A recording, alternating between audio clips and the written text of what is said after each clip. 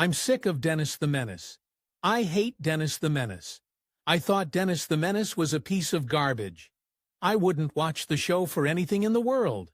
The only reason I'd watch it would be to make myself sick to my stomach. The lovable rascal Dennis may have charmed America on screen, but the chaos behind the scenes was something nobody expected. What looked like a simple, wholesome family sitcom was actually a powder keg of tension, mishaps, and emotional breakdowns, from forgotten accidents and overworked child actors to cast members quietly suffering off-camera. The truth about Dennis the Menace was far from child's play, and it all started with one risky gamble, a decision that would launch a child into stardom and begin a downward spiral that would haunt Jay North for the rest of his life. It's an evil, vile system. The people in it who run it are cruel. They are insensitive. In the golden age of American television, when prime time was ruled by wholesome family comedies and squeaky clean children's programming, a new idea began to take shape at CBS. The network wanted something fresh, a family sitcom with the innocence of Leave It to Beaver, but with more mischief and energy. The answer? A series based on Hank Ketcham's comic strip, Dennis the Menace. The cartoon had already captured the imagination of newspaper readers with its troublemaking little boy in overalls, slingshot in pocket, and a grin that spelled doom for his poor neighbor, Mr. Wilson. But bringing a comic strip to life on screen proved more difficult than expected. The studio needed more than just a cute face. They needed a child who was adorable, wild, and had just the right charm to carry an entire series. Dozens of child actors were considered. Ironically, Jay North, who would ultimately get the role, was initially dismissed. Executives thought he was too quiet, too reserved, maybe even too well-behaved. But studio heads at Screen Gems realized something. They did not want a pre-made child star. They wanted someone fresh, someone they could control.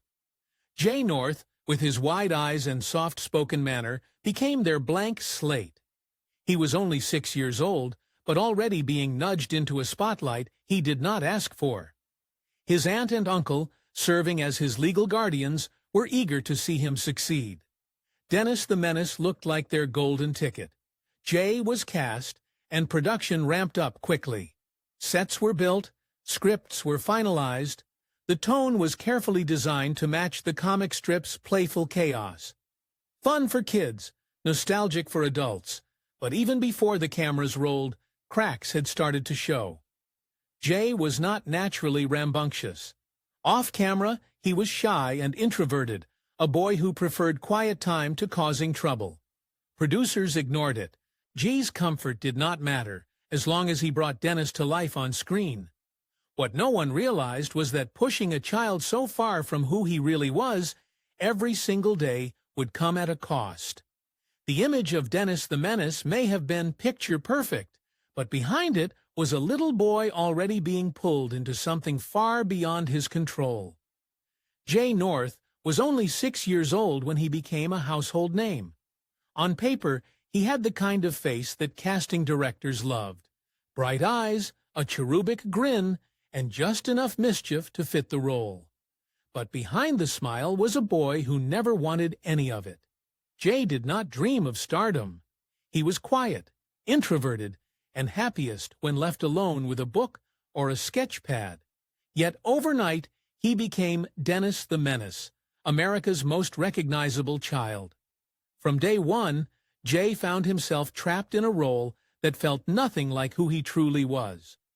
On screen, Dennis was wild and energetic.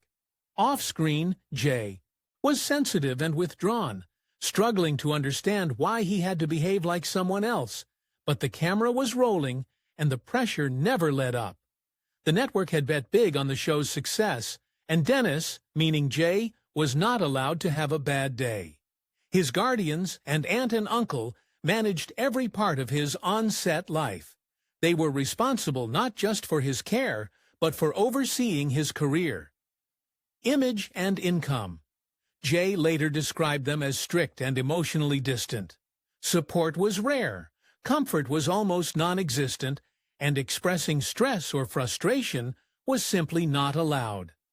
In a world where child actors were treated like miniature professionals, Jay was given no room to simply be a child. If he forgot a line, he was scolded. If he seemed tired, he was told to push through. There were no breaks for growing pains or anxiety. The Dennis character had to shine, and Jay had to deliver, whether he wanted to or not. Soon, the cracks began to show. Jay became quieter between takes, often avoiding eye contact or staying alone. He was still delivering laughs on screen, but off-camera, the real boy was retreating further into himself. The change was visible to some, but few dared speak up. What hurt most was how alone he felt. Everyone admired Dennis, but few bothered to ask how Jay was coping. He was the face of the show, but no one seemed to notice that it was slowly crushing him.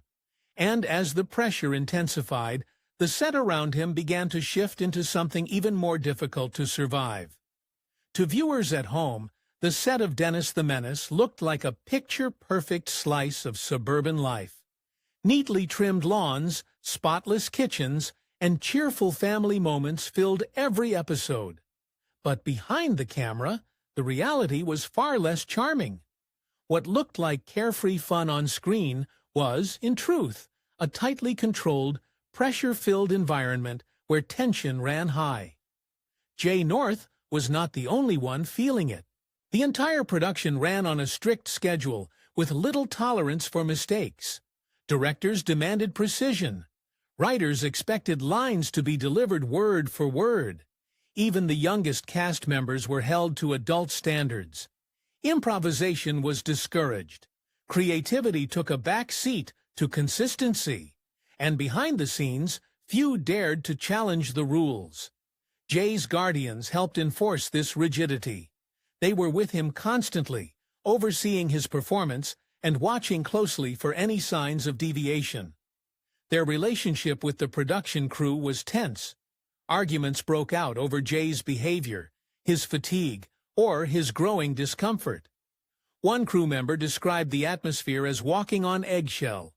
The pressure was not just emotional, it was physical. One incident involved a prop malfunction that nearly injured a crew member. The event was quietly covered up, but it left many uneasy. Production could not afford delays, let alone scandal. Safety concerns took a back seat to keeping the show on track. Over time, stories began to surface about long hours, exhausted child actors, and unspoken fears of speaking out. The happy chaos portrayed on screen was rehearsed and tightly managed. There was nothing spontaneous about it. Everything was carefully calculated to meet network expectations. Some adult cast members, including those close to Jay, noticed how isolated he was becoming, but few stepped in. The studio's culture discouraged it. Jay was seen as the lead actor, the brand, the product, not a struggling child. And with every new episode, the gap between reality and the on-screen illusion widened. Yet the show remained a success. Ratings stayed high. Fan mail kept coming. And no one watching at home suspected just how fragile the production had become. Until the day one beloved cast member vanished for good. And everything changed. For millions of fans, Dennis the Menace would not have been the same without Mr. Wilson. The grumpy yet lovable neighbor, constantly flustered by Dennis's innocent chaos, became one of the show's most iconic characters. Joseph Kearns played the role to perfection. His timing sharp, his expressions priceless, his chemistry with young Jay North undeniable. But behind his comical frustration was a man quietly battling something far more serious than a meddlesome child. In February of 1962, without any warning to fans, Joseph Kearns was gone. The official word came quickly. He had passed away suddenly from a cerebral hemorrhage. The news stunned both the cast and the audience. Viewers mourned the loss of Mr. Wilson, while those on set were left reeling from the sudden absence of the actor who had been the heart of the show's adult cast. What few people knew, however, was that Kearns had been dealing with health issues for months. Rumors circulated that he had collapsed on set once before. But the production schedule pressed on. Friends claimed he had been losing weight rapidly and appeared increasingly exhausted during the final weeks of filming. But the network had no plans to slow down. Ratings were high, deadlines were tight, and Kearns, ever the professional, refused to let anyone down. For Jay North, the loss was more than a professional blow. It was personal. Among the cast, Kearns had been one of the few adults who treated him with warmth and patience. Unlike others who saw Jay as a product or performance tool, Kearns treated him like a real child. He joked with him, listened to him, and even tried to ease the onset pressure when he could. According to Jay, Kearns was a gentle soul, someone who made everything feel less scary. The show's producers were quick to adjust. To keep the storyline moving, they introduced a new character, Gale Gordon, as John Wilson, Mr. Wilson's brother, just a few episodes later. While Gordon was a seasoned performer, the transition felt jarring. Fans sensed something was missing. And behind the scenes, the change only deepened the unease. There was no time to grieve, no space to reflect. It was back to work. Smiles on camera, pain behind it. The circumstances surrounding Kearns' death have since drawn quiet criticism. Some believe the demanding schedule may have contributed to his condition worsening. Others feel he was simply too committed, unwilling to show weakness or ask for help. Either way, his passing marked a turning point for the cast and crew. The loss of Mr. Wilson tore a hole in the fabric of the show, one that ratings and recasting could never quite repair. For Jay, it was a reminder that even the people who felt safe could suddenly disappear. And as the pressures of stardom kept mounting, the last flickers of childhood comfort were quickly slipping away. But there was still one person on set who tried to shield him from it all. And she would risk her job to do it.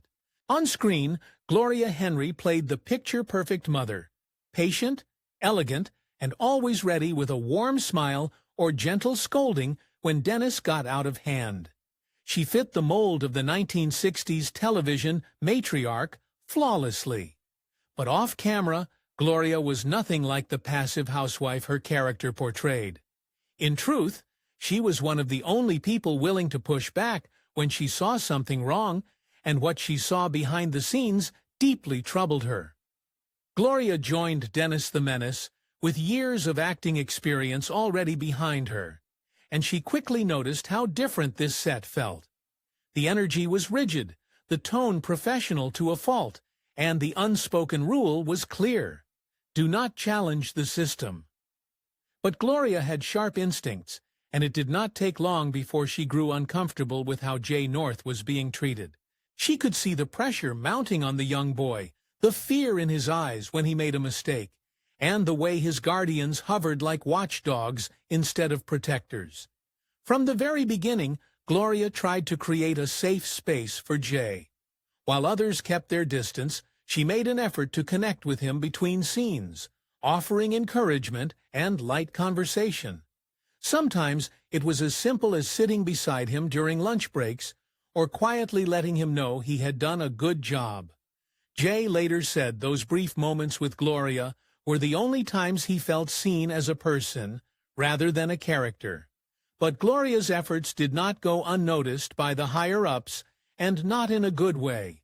When she questioned certain scripts that made Dennis the butt of increasingly harsh jokes, she was reprimanded.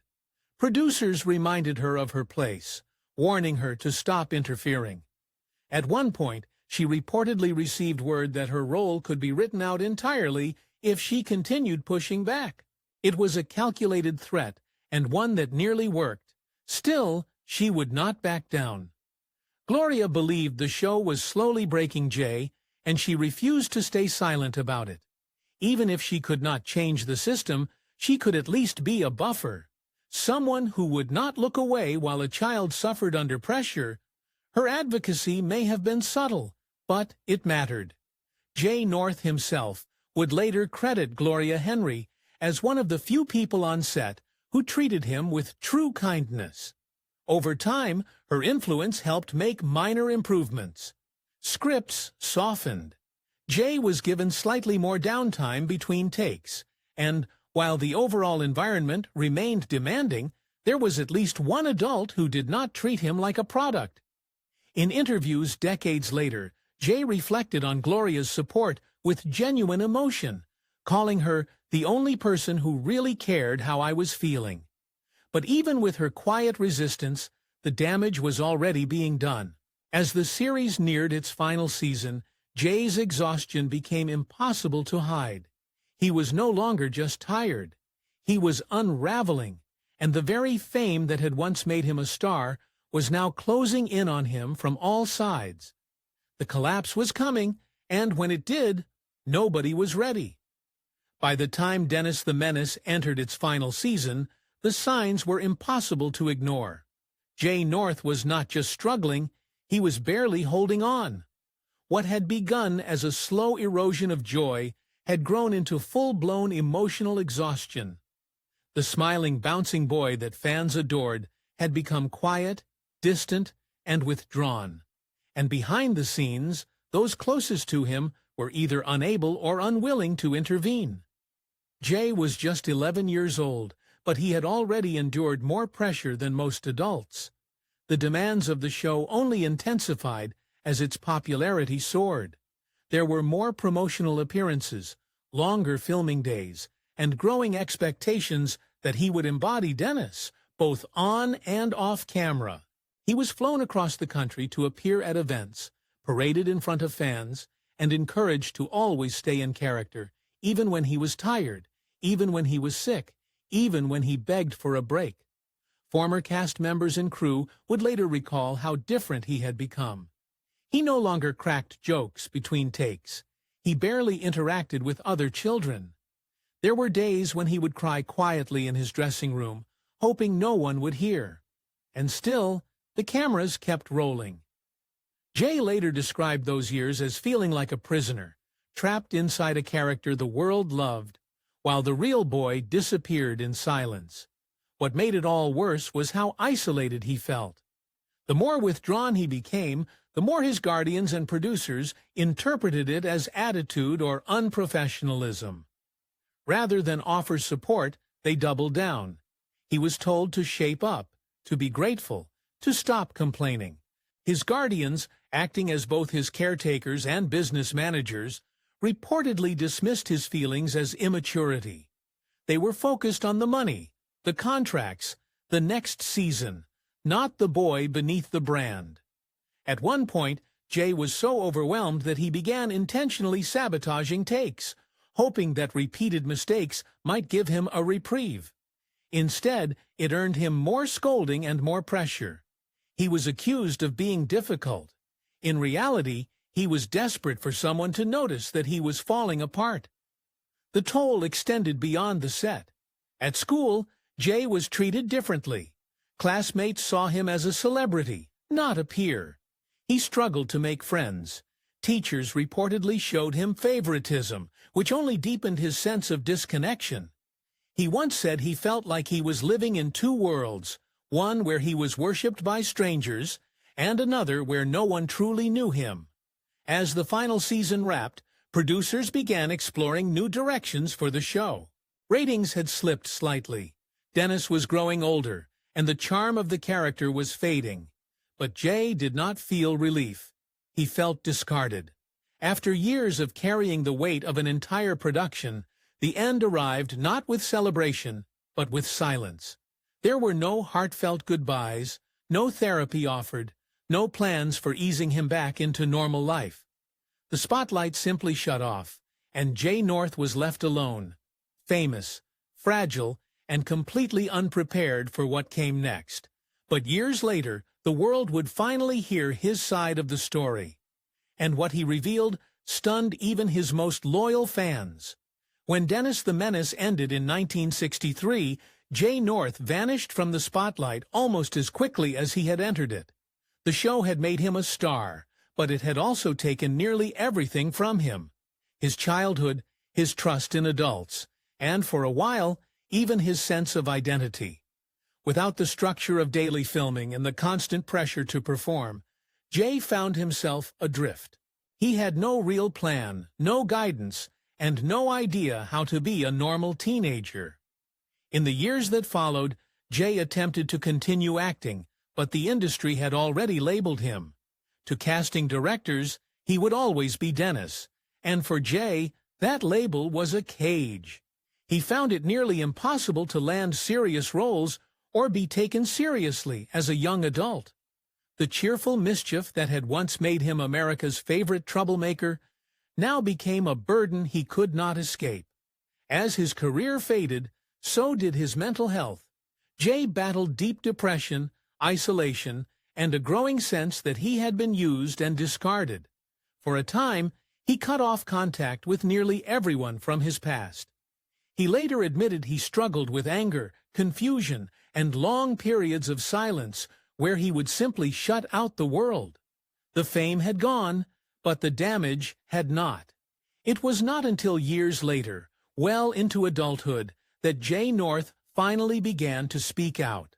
In rare interviews during the 1980s and 1990s, he revealed the full extent of his suffering during the filming of Dennis the Menace. He talked openly about the emotional abuse he endured, the complete lack of protection or support, and the long-term scars the experience left behind. His words were raw, vulnerable, and brutally honest, and they shocked many fans who had grown up idolizing him. In one particularly revealing interview, Jay admitted that at one point in his teens, he came dangerously close to ending his own life. The pressure had become unbearable, and he felt invisible to the people who were supposed to care for him. It was only through the intervention of a close friend that he managed to pull through. That moment became a turning point, and it pushed him to seek real healing. In his adult life, Jay North took an entirely different path. He stepped away from acting and found meaning in advocacy. He became a strong supporter of child actor protection laws and worked with groups that aimed to prevent others from going through what he had. He also became a corrections officer, a job far removed from Hollywood, where he found purpose in structure and service. Looking back, Jay has said that he does not resent the fans. He understands that people loved Dennis. What still hurts is how few people ever asked about Jay. Today, the story of Dennis the Menace is remembered as a charming piece of classic television. But for those who look deeper, it is a cautionary tale, a reminder of how the spotlight can sometimes burn far brighter than anyone sees. And at the center of that story is a boy who was never meant to be a star, but was turned into one anyway.